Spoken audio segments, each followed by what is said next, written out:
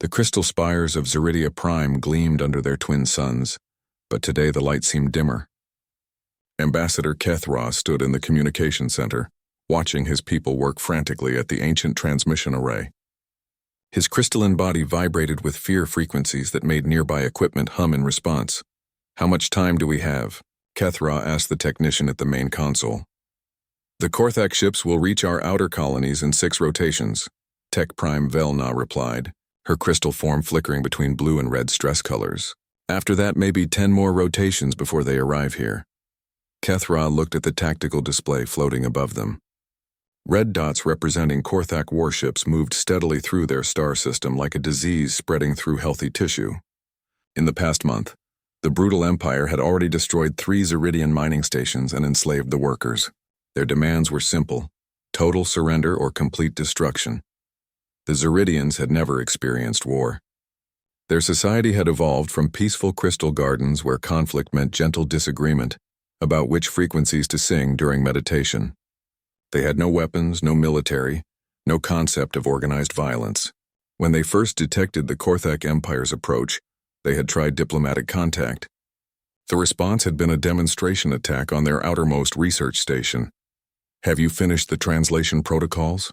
Kethra asked. Velna's crystal shifted to uncertain yellow. "We think so. The ancient array uses quantum entanglement patterns we don't fully understand. Our ancestors built this system to contact the Galactic Peacekeeping Union in emergencies, but the activation codes were lost centuries ago. We had to guess at many of the settings. The Galactic Peacekeeping Union was their only hope. Every civilized species in the galaxy knew about the GPU, a collection of advanced races that maintained order and prevented aggressive expansion. They had the ships, the weapons, and the authority to stop the Korthaks. The problem was making contact. "The signal strength looks good," another technician reported. "We're getting quantum resonance across 17 dimensions. Someone should receive this." Kethra moved to the recording chamber. His people had spent days crafting this message, trying to explain their situation to beings they had never met. The GPU species were known to be reasonable and helpful, but they followed strict protocols. The message had to be perfect. "Begin recording," Kethra said. The chamber filled with harmonic frequencies as he spoke in the traditional diplomatic format. "Greetings to the honored members of the Galactic Peacekeeping Union. We are the Zeridian Collective, located in the outer spiral arm, grid reference Theta 77 Alpha. We have a Class 1 emergency requiring immediate military intervention." He paused, letting his crystals shift to the formal blue of official communication. "The Korthak Empire has invaded our territory without provocation. They have destroyed civilian installations and enslaved our people. Their fleet consists of approximately 200 ships of various classes. We have no military capability to resist." The recording chamber amplified his words, encoding them into the quantum patterns that the array would broadcast across space. "We request reasonable military assistance to repel this invasion. Our research indicates that Earth species are known for their advanced space capabilities and diplomatic skills. We specifically request aid from the humans of planet Earth, as our databases show they have successfully resolved similar conflicts." Kethra's assistant, Morth, flickered nervous orange. They had found references to Earth in their captured Korthak databases, but the information was confusing. The entries were filled with warnings about Deathworld classifications and extinction-level threat assessments, but those terms didn't translate properly. Their linguistic computers had interpreted them as references to advanced technology and superior negotiation skills. "We can offer significant compensation for your assistance," Kethra continued. "Our crystal technology, our star maps, our scientific databases, everything we have, we will share freely. We only ask that you help us survive. Please respond on any frequency. We will be monitoring all channels." The recording ended. Velna checked the transmission parameters one final time. "The signal is ready. Are you certain about contacting these humans?" The Korthak databases seemed concerned about them. "Concerned in a respectful way," Kethra said firmly. "Any species the Korthaks worry about must be powerful enough to help us. Besides, what choice do we have?" Velna activated the array. Energy coursed through the ancient crystalline structures, creating patterns of light that spiraled up into space. The quantum entanglement field expanded, reaching across the galaxy in ways that normal physics couldn't explain. Somewhere in the vast darkness, their message was traveling toward Earth, light years away, in a solar system the Zeridians had never seen. Deep Space Monitoring Station Sigma-12 detected an incoming transmission. The duty officer, Lieutenant Maria Santos, was drinking her third cup of coffee when the computers started chiming alerts. "What the hell?" she muttered, looking at her screens. The signal was unlike anything in their databases. It used quantum frequencies that human technology barely understood, and the transmission method violated several laws of physics. "Chief Rodriguez," she called to her supervisor. "You need to see this." Chief Rodriguez walked over, his weathered face showing concern. He had been monitoring space for 15 years, and had never seen readings like these. "Where's it coming from?" "That's the weird part. The signal seems to be arriving from everywhere at once, but the quantum signature points to here." Maria highlighted a section of her screen. "Grid coordinates that match our outer spiral arm position." "Could be a malfunction," Rodriguez said, but he didn't sound convinced. "Run a full diagnostic on the receivers." The diagnostic came back clean. The signal was real, and it was definitely meant for Earth. Maria started working on the translation protocols, feeding the alien data through their best linguistic computers. The process took several hours, but slowly words began to emerge from the quantum noise. "Chief," Maria said quietly, "I think someone's asking for help." Rodriguez read the translated message over her shoulder. His expression grew serious as he reached the parts about military intervention and the Korthak Empire. "Get me Director Hassan on the secure line. Now." Within an hour, the message had reached the highest levels of Earth's government. President Chen stared at the translation printout in her office, surrounded by military advisors and intelligence chiefs. "So let me understand this," she said slowly. "Aliens are being attacked by other aliens and they want our help?" General Morrison, chairman of the Joint Chiefs, nodded grimly. "That's what it looks like, Madam President. And according to our xenobiology team, these Zeridians appear to be completely peaceful. No weapons, no military technology, nothing. What do we know about these Korthaks?" "We're analyzing everything in the message," Intelligence Director Park replied. The signal included some database fragments. The Korthaks seem to be a typical aggressive empire. They've conquered at least 12 other civilizations in the past 50 years. President Chen looked out her window at the lights of Washington below. Humanity had spent centuries fighting wars against itself. They had weapons that could crack planets and strategies refined by thousands of years of conflict. But they had never faced an alien enemy. "How quickly can we respond?" she asked. General Morrison checked his tablet. "If we authorize immediate mobilization, we could have a fleet ready in 72 hours.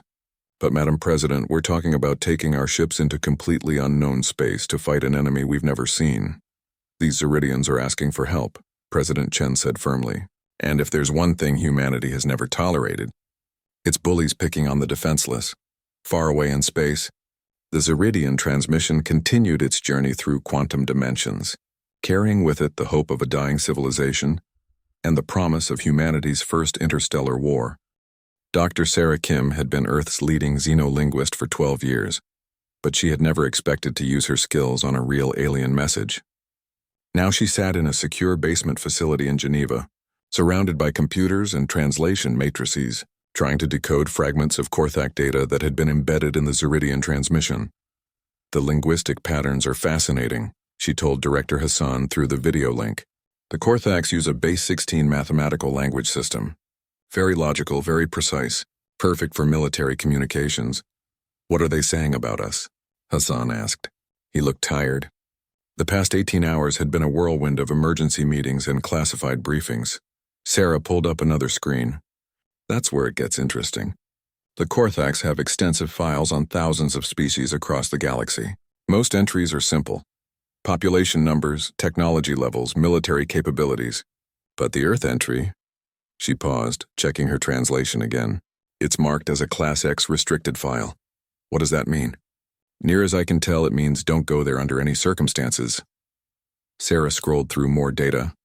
"Listen to this. Planet designation Earth. Sol system outer spiral arm. Classification, Deathworld Prime. Threat level, extinction class. Recommendation, avoid all contact. Species human, status theoretical impossibility." Hassan leaned forward. "Theoretical impossibility?" "The Korthaks don't believe we should exist," Sarah explained. According to their xenobiology models, no species from a death world should be able to achieve spaceflight. The evolutionary pressures are supposed to be too extreme. She opened another file. Here's their analysis of Earth's environment. They call it a planet-sized death trap. Listen to this list.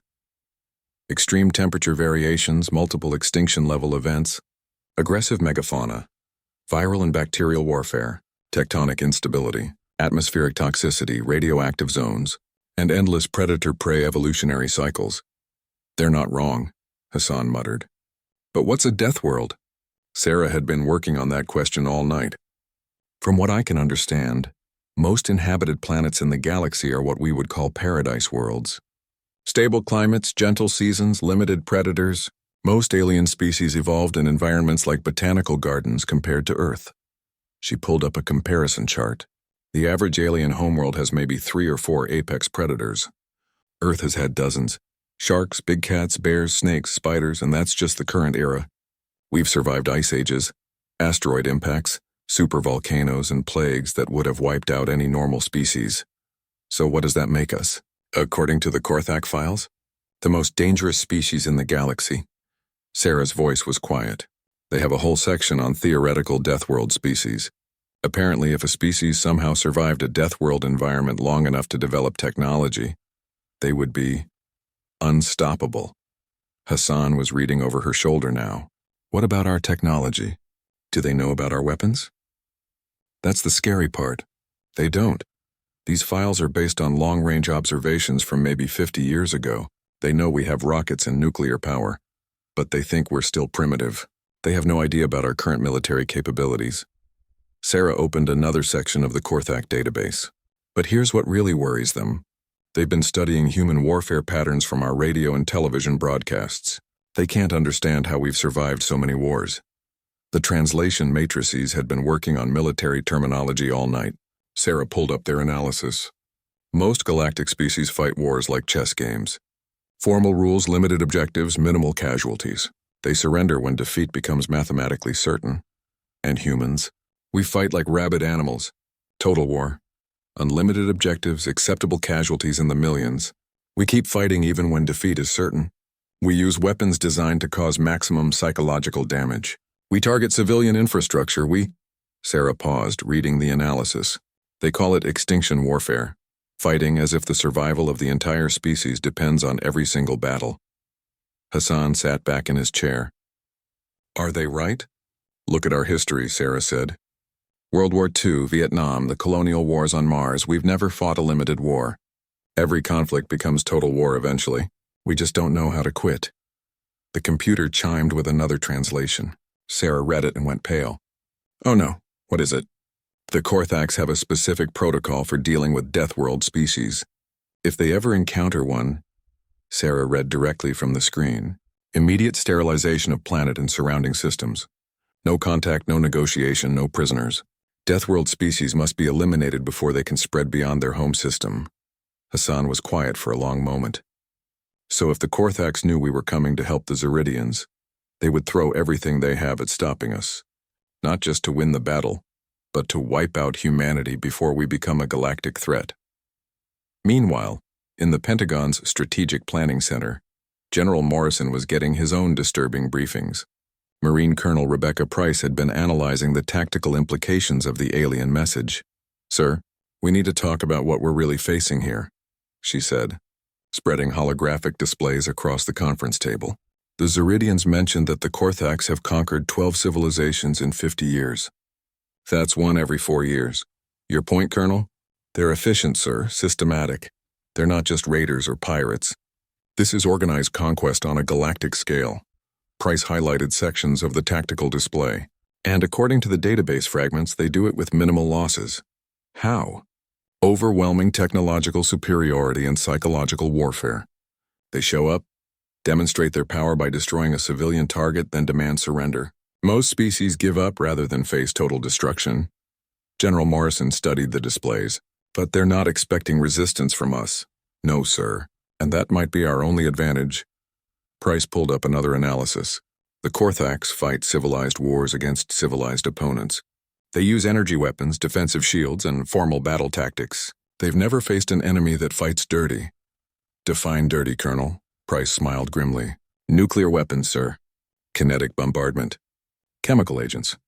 Biological warfare. Ramming attacks. Suicide tactics. All the things that civilized species consider barbaric. And you think that gives us an edge? Sir, every human military doctrine is based on fighting other humans. We've spent thousands of years developing ways to kill the most dangerous predators in the galaxy. Ourselves. The Korthaks have been fighting sheep. Admiral Chen walked into the briefing room at that moment, catching the end of the conversation. Are you saying we have a chance, Colonel? I'm saying more than that, Admiral. If the Korthaks really don't know what we're capable of, if they're expecting another easy conquest. Price paused, checking her analysis one more time. We might not just save the Zeridians. We might end the Korthak Empire's expansion permanently. Back in Geneva, Dr. Kim was making one final discovery in the alien databases. Hidden in the deepest layers of the Korthak files was a single entry that made her blood run cold. Director Hassan, she called urgently. You need to see this. The translation was simple and terrifying. Emergency Protocol 7. If Deathworld species achieves interstellar capability, activate Fleet Omega. Total sterilization authorized. Oh, survivors. Hassan read it twice. How big is Fleet Omega? Sarah pulled up the numbers. According to this, it's their entire reserve fleet. Over 2,000 ships. It's designed to sterilize entire star systems. And if they detect our fleet heading towards Zeridian space, they'll assume we're the Deathworld species going interstellar. They'll activate Fleet Omega and try to destroy us before we can establish a foothold in galactic civilization. Hassan was quiet for a long moment. Then he reached for his secure phone. I need to speak to the president immediately. We're not just going to war. We're walking into a trap designed to exterminate our entire species. As alarms began sounding in command centers across Earth, humanity faced a terrible realization. The peaceful Zeridians had accidentally done more than ask for help. They had triggered an ancient galactic protocol designed to prevent the very thing that was about to happen. The emergence of humanity as an interstellar power.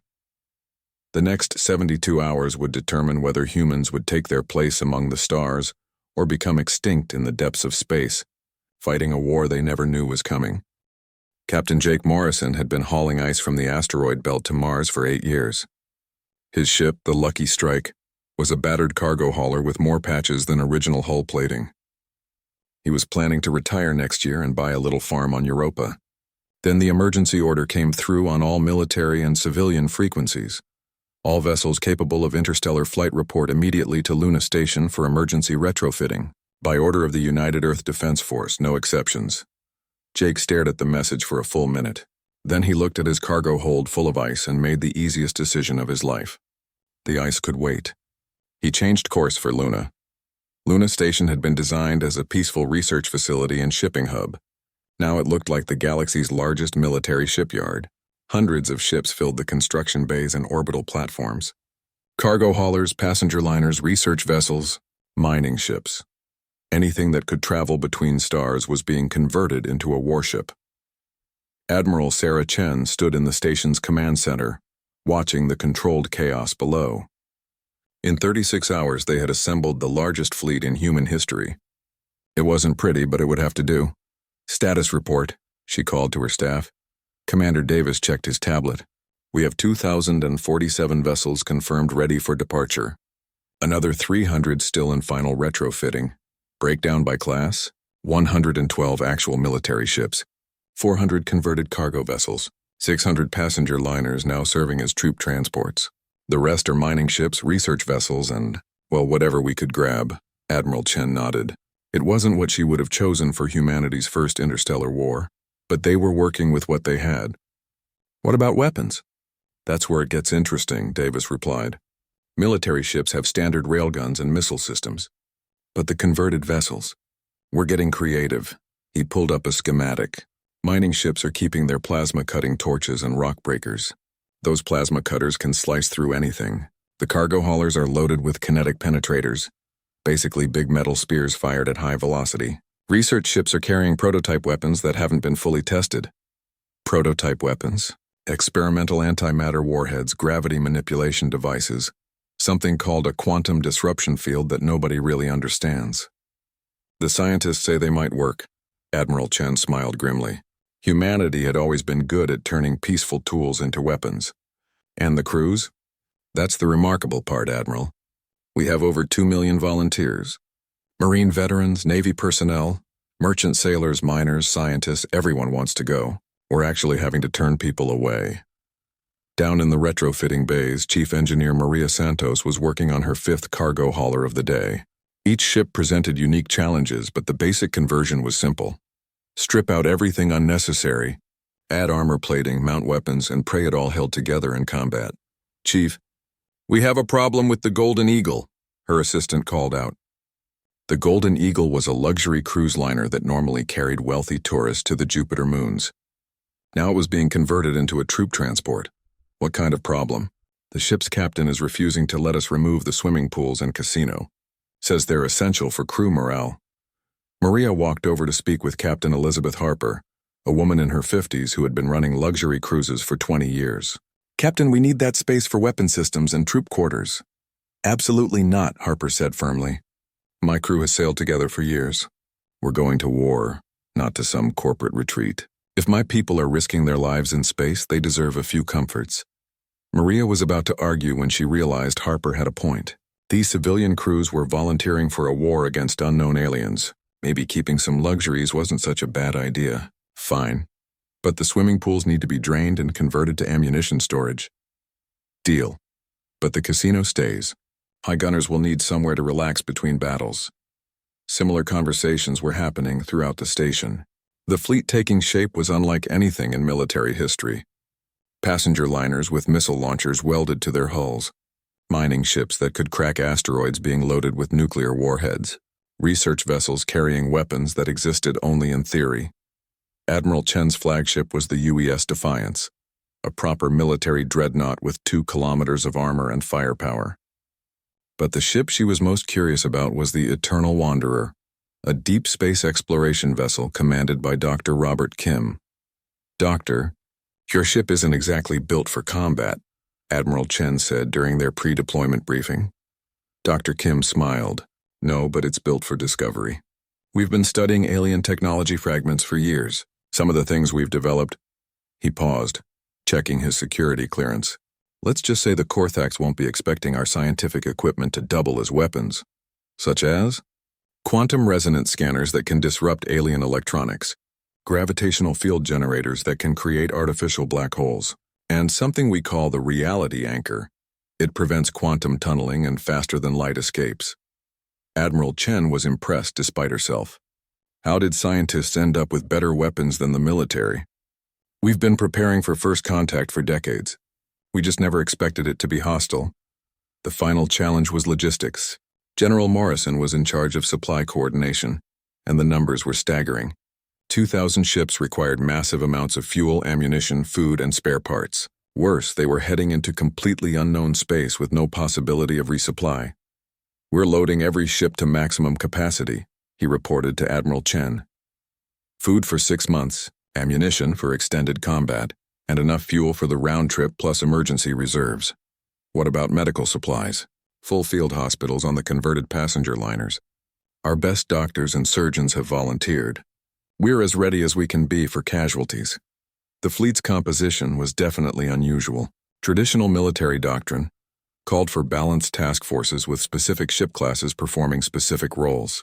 Humanity's first interstellar fleet looked more like a armed migration. Heavy cargo haulers served as mobile fortresses, their thick hulls perfect for absorbing enemy fire. Fast courier ships would act as scouts and message runners. The converted passenger liners carried 30,000 Marines along with their landing craft and heavy equipment. Research vessels brought humanity's most advanced experimental technology, but perhaps the most important ships were the smallest ones. Captain Lisa Park commanded a converted asteroid miner called Rock Hopper. Her ship was only 50 meters long, but it was fast, maneuverable, and completely expendable. Admiral, she said during the final briefing, my people know these ships better than anyone. We've been dodging asteroids and navigating debris fields for years. If you need someone to get in close and cause trouble, we're your people. Admiral Chen looked around the briefing room at her ship commanders. Veteran military officers sat next to merchant captains, scientists, and miners. It wasn't a traditional fleet, but it was uniquely human. "Ladies and gentlemen," she began, "we're about to attempt something that has never been done before. We're taking a fleet of converted civilian ships into unknown space to fight an empire that has conquered 12 civilizations. By all rights, this should be impossible." She paused, looking at each of her commanders. "But impossible is what humans do best. We survived ice ages with stone tools. We reached the stars with chemical rockets. We colonized Mars despite everyone saying it couldn't be done. Now we're going to save an alien civilization and show the galaxy what Deathworlders can do." The final preparations took 12 more hours. Families said goodbye to loved ones who might never return. Crews loaded the last supplies and ran final system checks. Engineers made last-minute modifications to weapons that had never been tested in combat. At 0600 Greenwich Mean Time, Admiral Chen gave the order to depart. One by one, the ships of humanity's fleet activated their faster-than-light drives. The technology was barely 20 years old, based on principles that human scientists still didn't fully understand. But it worked. The first ships disappeared into hyperspace, carrying humanity's hopes and fears toward a distant star system. The Lucky Strike, now bristling with railguns and missile pods, was among the first to jump. Captain Morrison had finally found something more important than his retirement plans. As the last ship vanished into the quantum foam between stars, Admiral Chen allowed herself one moment of doubt. They were carrying humanity's entire military capability into unknown space, based on a distress call from aliens they had never met, to fight an enemy they knew almost nothing about. But the doubt passed quickly. Somewhere in the darkness ahead, peaceful beings were dying while brutal conquerors expanded their empire. Humanity had never been good at standing by while bullies hurt the innocent. Today they would take that instinct to the stars. The fleet's destination was 3 weeks away at maximum speed. 3 weeks to plan, to train, and to prepare for a battle that would determine whether humanity's first contact with galactic civilization would be their last. General Vorthak of the Korthak Empire stood on the bridge of his flagship, the Subjugator, watching the final assault on the last Zeridian colony world. His fleet of 200 ships had performed flawlessly. The crystalline beings had offered no resistance, just as expected. Their surrender would be processed within the next few hours. "General," his sensor operator called out, "we're detecting new arrivals at the system's edge." Vorthak turned to the tactical display. Strange readings were appearing on the sensors, ships dropping out of some kind of primitive faster-than-light travel. "How many vessels?" "Difficult to determine, sir. The sensor returns are unusual. I count at least 2,000 contacts, but they don't match any known ship profiles." 2,000 ships? Vorthak frowned. No known civilization had fleets that large. "Show me the lead vessels." The main screen filled with images of the approaching fleet. Vorthak stared in confusion. The ships looked primitive, almost barbaric. They were covered in rough armor plating, bristling with crude weapons and belching exhaust from chemical rockets. Some looked like cargo containers with guns welded to the sides. "Are these the reinforcements the Zeridians were expecting?" asked Commander Thekvel, Vorthak's second in command. "They must be," Vorthak replied, "though I don't understand why anyone would send such primitive vessels." "Run a tactical analysis." The ship's computers began scanning the approaching fleet. The results were puzzling. The lead vessels registered as military destroyers, but behind them came a mixture of cargo haulers, passenger liners, and industrial ships. All of them had been hastily modified with weapon systems. "Sir, we're receiving a transmission from the lead ship," the communications officer reported. "Put it through." The face that appeared on the screen was unlike anything in Vorthak's experience. The being had pale skin, small eyes, and strange hair covering its head. It spoke in a harsh, aggressive language that the universal translators struggled to process. "This is Admiral Sarah Chen of the United Earth Defense Force. You are ordered to cease all hostile actions against the Zeridian people and withdraw from this system immediately. You have 1 hour to comply." Vorthak was silent for a moment, then burst into laughter. "Did this primitive just give me an ultimatum? Do they have any idea who they're dealing with?" He activated his own transmission. "Unknown vessels, this is General Vorthak of the Korthak Empire. You are interfering in official imperial business. Withdraw immediately or face the consequences." The response came quickly. "General Vorthak, this is Admiral Chen. The only consequence here will be the destruction of your fleet if you don't start moving. You have 59 minutes. Commander Thekval checked the tactical display. Sir, their lead ships are moving into attack formation. They appear to be charging directly at us. Vorthak watched in amazement as the human ships accelerated toward his fleet, with no regard for tactical positioning or defensive formations. They're either completely inexperienced or completely insane. Weapons range in 2 minutes. Prepare to demonstrate Imperial superiority. Sir, the sensor operator said urgently, I'm reading massive energy signatures from the human fleet. They're powering up weapon systems I don't recognize. Impossible. Those ships are obviously primitive. The first exchange of fire came when the human vanguard reached weapons range. Vorthak's ships opened up with their standard energy beams, expecting to vaporize the crude-looking human vessels. Instead, the beams splashed harmlessly against thick armor plating that shouldn't have been able to withstand Imperial weapons. What kind of armor are they using? Vorthak demanded. It appears to be metal, sir. Extremely thick layers of refined metal composites. Our energy weapons are designed to pierce standard force shields, not primitive armor. The human response was immediate and terrifying. Instead of the civilized energy weapons that Vorthak expected, the human ships unleashed a barrage of solid projectiles moving at incredible speeds.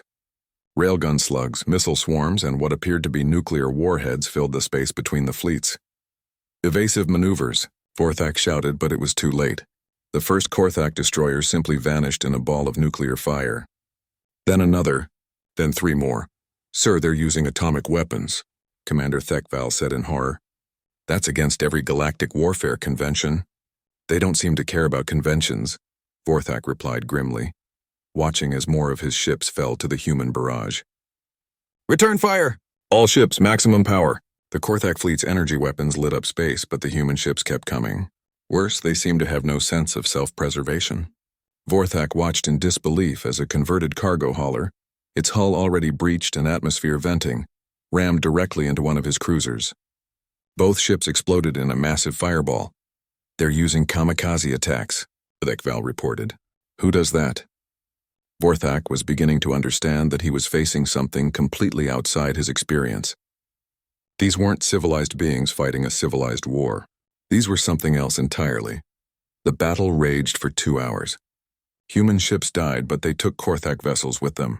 For every human ship destroyed, at least 1 Imperial vessel was eliminated. The exchange rate was completely unsustainable for the Korthaks, who had never faced an enemy willing to trade lives so freely. Captain Jake Morrison, commanding the converted cargo hauler Lucky Strike, was having the time of his life. His ship had taken 17 direct hits, half his crew was dead, and his engines were held together with prayer and duct tape. But his main gun, a mining laser modified for combat, had already claimed 3 Korthak ships. Captain, we've lost life support on decks 3 through 7, his engineer reported. Seal those sections and keep fighting, Morrison replied. We've got plenty more deck space. A Korthak energy beam sliced through his cargo bay, venting containers of ice into space. Morrison watched the ice crystals catch the light from nearby explosions and smiled. Beautiful, he muttered, then lined up another shot. Meanwhile, the converted passenger liner Golden Eagle was proving that luxury accommodations didn't prevent effective warfare. Captain Harper had turned her dining rooms into ammunition storage, her ballrooms into field hospitals, and her casino into a command center. Her ship carried 2,000 Marines who were eager to get into the fight. Captain, her weapons officer called out, we're in range for Marine deployment. The boarding pods are ready, Harper smiled. The Korthaks had never faced human Marines in powered armor boarding their ships. They were about to learn why humans were considered a Deathworld species. Admiral Chen, commanding from the UES Defiance, watched the battle unfold with grim satisfaction. The Korthaks were good fighters, but they fought like civilized beings. They tried to minimize casualties, preserve their ships, and achieve objectives with minimum loss. Humans had no such restraints. Admiral, her tactical officer reported, the Korthak fleet is beginning to withdraw. They're taking massive casualties. Don't let them regroup, Chen ordered. All ships pursue and destroy. No survivors. Dr. Kim's research vessel Eternal Wanderer was finally getting to test its experimental weapons. The quantum resonance scanners were disrupting Korthak electronics, causing their shields to fail and their weapons to misfire. The gravitational field generators were creating artificial gravity wells that prevented enemy ships from escaping to hyperspace. "Doctor," his science officer called out, "the reality anchor is working perfectly. The Korthax can't use their quantum tunneling drives." "Excellent," Dr. Kim replied. "Let's see how they like being trapped in normal space with angry humans." General Vorthak realized he was facing complete disaster. Half his fleet was destroyed or disabled, and the human ships showed no signs of stopping their relentless attack. Worse, several of his ships had been boarded by armored human warriors who seemed to enjoy close combat. "Sir, we need to retreat," Commander Thekval urged. "We can't win this battle." "Retreat to where?" Vorthak demanded. "Those research ships are preventing hyperspace jumps. We're trapped here with these maniacs." The final blow came when Captain Park's converted asteroid miner Rockhopper executed a perfect attack run on the subjugator itself. Her small ship, moving faster than anything that size should be able to move, slipped through the Korthak defensive fire and planted a nuclear mine directly on the flagship's hull. Vorthak had just enough time to say, "This is impossible," before his ship exploded. With their flagship destroyed and their fleet in ruins, the surviving Korthak ships began surrendering. It was a concept they understood. When defeat was mathematically certain, civilized beings surrendered to minimize further losses. The humans, however, seemed confused by the surrender signals. "Admiral," the communications officer on the Defiance reported, "the Korthak ships are transmitting surrender codes." Admiral Chen considered this for a moment. "Are we accepting surrenders?" "I don't know, ma'am. It's not covered in our briefing materials." Chen thought about the 12 civilizations the Korthaks had conquered, the Zeridian colonies they had destroyed, and the countless beings who had died under Imperial rule. "Signal the fleet, no quarter. Finish them." The last Korthak ships died under a barrage of human weapons, their crews unable to understand why their enemies wouldn't accept an honorable surrender. In 3 hours, the mighty Korthak fleet had been completely destroyed by a collection of converted civilian ships and angry Deathworlders. As the weapons fire died away, Admiral Chen opened a channel to the Zeridian homeworld. "This is Admiral Chen of the United Earth Defense Force. The Korthak fleet has been eliminated. Your people are safe." The response came immediately, filled with harmonics of joy and disbelief. "Admiral Chen, this is Ambassador Kethra. We cannot believe what we have witnessed. How did you destroy them so quickly?" Chen looked around her bridge at her crew, tired, bloodied, but victorious. "We're humans, Ambassador. We specialize in impossible things." Ambassador Kethra stood on the observation deck of his orbital station, watching the aftermath of the battle. Space around Zeridia Prime was filled with debris from Korthak ships, human vessels conducting rescue operations, and something he had never seen before, the wreckage of an entire enemy fleet. "How many Korthak survivors?" he asked his aide Morth. "According to the human reports, none," Morth replied, his crystal form flickering with confusion. "They say the Korthaks chose to fight to the death rather than surrender." Kethra knew that wasn't entirely accurate. He had monitored the battle communications. The Korthaks had tried to surrender, but the humans had refused to accept it. The concept was so alien to Zeridian thinking that he couldn't quite process it. "The human admiral wishes to speak with you," Morth announced. Admiral Chen appeared on the communication screen, her face showing the exhaustion of prolonged combat. Behind her, Kethra could see humans working frantically at control stations, coordinating rescue operations and damage assessments. "Ambassador," Chen said, "we need to discuss the tactical situation. This was just one Korthak fleet. According to the intelligence we captured, they have much larger forces." Kethra felt his crystals shift to worried orange. "How much larger?" "Their main battle fleet consists of over 1,000 ships. And there's something called Fleet Omega, 2,000 vessels designed for what they call extinction warfare." Chen paused, checking her reports. "We have reason to believe they're already moving toward this system. Will you help us again?" Kethra asked hesitantly. He had seen what human help looked like, and while effective, it was terrifying. "Ambassador, we didn't come this far to do half a job," Chen replied firmly. "But we need to understand something. We've been analyzing Korthak databases, and we've learned that they've conquered 12 civilizations. What happened to those people?" Kethra's crystals dimmed. "They are enslaved. The Korthaks use conquered populations as labor forces. Billions of beings working in their factories and mines. Admiral Chen was quiet for a moment. Show me. Over the next hour, Kethra transmitted everything the Zeridians knew about the Korthak Empire. Star maps showing conquered systems, population records of enslaved species, industrial reports from forced labor camps. The scope of the Empire's cruelty was staggering.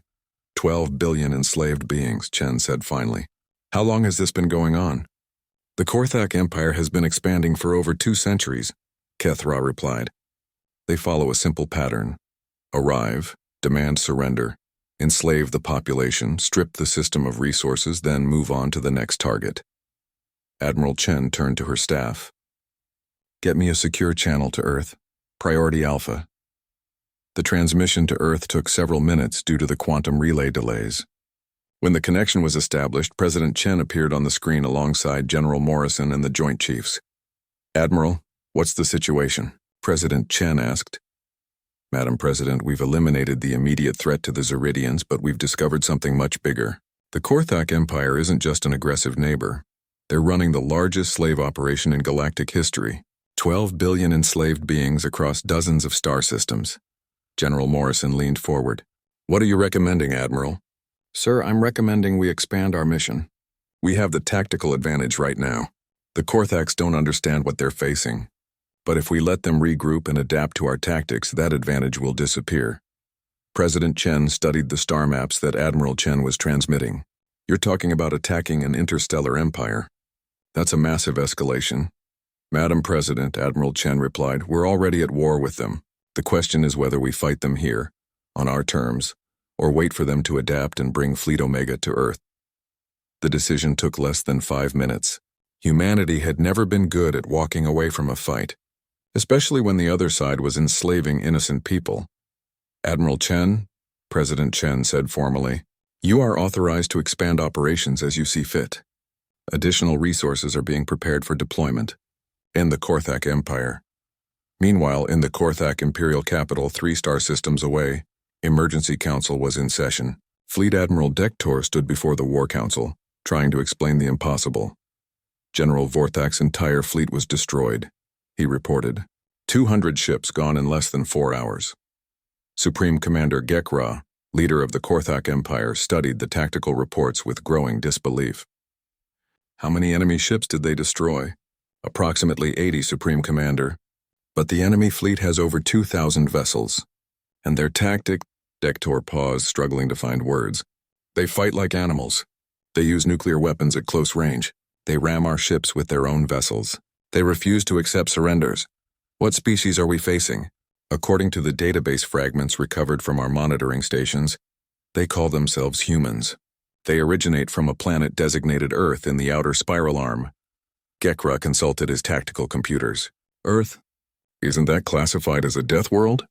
Yes, Supreme Commander. Classification level extinction. The analysis protocols recommend complete avoidance. Then how did they achieve interstellar travel? Admiral Dektor displayed the intelligence reports on the main screen. Our xenobiology experts believe we are facing the theoretical impossibility. A death world species that survived long enough to develop advanced technology. They possess all the aggressive instincts of a death world predator, combined with industrial capabilities that rival our own. Supreme Commander Gekra studied the reports for a long moment. Activate Fleet Omega, full sterilization protocol. Sir, that's 2,000 ships, our entire strategic reserve. Do it. These humans represent an extinction-level threat to the Empire. They must be eliminated before they can spread beyond their current position. Back in the Zeridian system, Admiral Chen was coordinating with the strangest allies humanity had ever had. The Zeridians, despite their pacifist nature, were proving remarkably helpful. Their crystal technology could interface with human computers, providing star maps and intelligence data that would have taken months to gather otherwise. Admiral, Dr. Kim reported from the Eternal Wanderer, I've been analyzing the Korthak technology with Ambassador Kethra's people. Their weapons are actually less advanced than ours in some ways. Explain. They rely entirely on energy weapons and force shields, very sophisticated but designed to fight other species that use similar technology. They have no defense against solid projectiles moving at relativistic speeds. What about their armor? Minimal. Their force shields handle most threats, so their hulls are relatively thin. Our railguns and missiles can punch right through them. Dr. Kim paused, consulting his notes. But Admiral, there's something else. The Zeridians have been picking up massive fleet movements throughout Korthak space. Something big is coming. Admiral Chen was not surprised. Humanity's first interstellar battle had been too easy. An empire that had conquered 12 civilizations wouldn't go down without a real fight. How big? Best estimate is 2,000 ships moving in our direction at maximum speed. They'll arrive in approximately 1 week. Admiral Chen turned to her communications officer. Signal the fleet. All ships are to begin immediate refitting and resupply, and get me a channel to the liberated systems. Over the next 3 days, human ships spread throughout the former Korthak territories. Marine landing parties liberated slave camps and industrial facilities. The freed populations, 12 different species representing billions of individuals, were initially terrified of their rescuers. Humans, after all, looked like predators. But Captain Lisa Park, commanding a boarding party on a mining station, quickly discovered that freed slaves didn't care what their rescuers looked like. Sir, her Marine sergeant reported, the Valaxian workers want to join our fleet. They say they have technical knowledge about Korthak ship designs. Can we use them? They know weak points in Korthak armor, sir.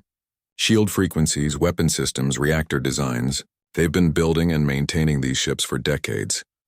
Within days, human ships were being upgraded with intelligence provided by former slaves. Korthak shield frequencies were reprogrammed into human weapon systems. Structural weak points were identified and marked. Most importantly, the freed populations provided something humans had never had: moral certainty that they were fighting on the right side. When Fleet Omega finally arrived at the Zeridian system, they found something unprecedented in galactic history. A Deathworld species backed by 12 grateful civilizations, fighting a war they understood completely. Admiral Chen stood on the bridge of the Defiance, watching 2,000 Korthak ships drop out of hyperspace in perfect formation. It was the largest military force ever assembled in galactic history, designed to exterminate entire species. Sir, her tactical officer reported, they're broadcasting surrender demands on all frequencies. What are they saying? Standard Imperial Protocol. Surrender immediately and accept quick extinction or face slow extermination. Admiral Chen smiled. The Korthaks still didn't understand what they were facing. Open a channel to their flagship. The Korthak Supreme Commander's image appeared on the screen. Human vessels, this is your final warning. Surrender now and your deaths will be quick. Supreme Commander, Admiral Chen replied calmly. This is Admiral Sarah Chen of the United Earth Defense Force. You are ordered to surrender immediately. Your empire is finished. You face the combined might of Fleet Omega. 2,000 ships against your pathetic collection of converted cargo vessels. Admiral. Chen looked around her bridge at her crew, humans who had traveled across the galaxy to fight slavers and bullies. Behind them stood representatives of 12 liberated species, all working together for the first time in centuries. Supreme Commander, she said, you're about to learn why nobody in the galaxy invades a Deathworld species. All ships weapons-free. Show them what humans do to slavers. The largest space battle in galactic history was about to begin, and for the first time the Korthak Empire was going to face an enemy that fought harder, the longer the battle lasted. They had awakened something that had been sleeping in the outer spiral arm, and now humanity was bringing 2 million years of Deathworld evolution to the stars. The age of Korthak expansion was over. The age of human expansion was about to begin.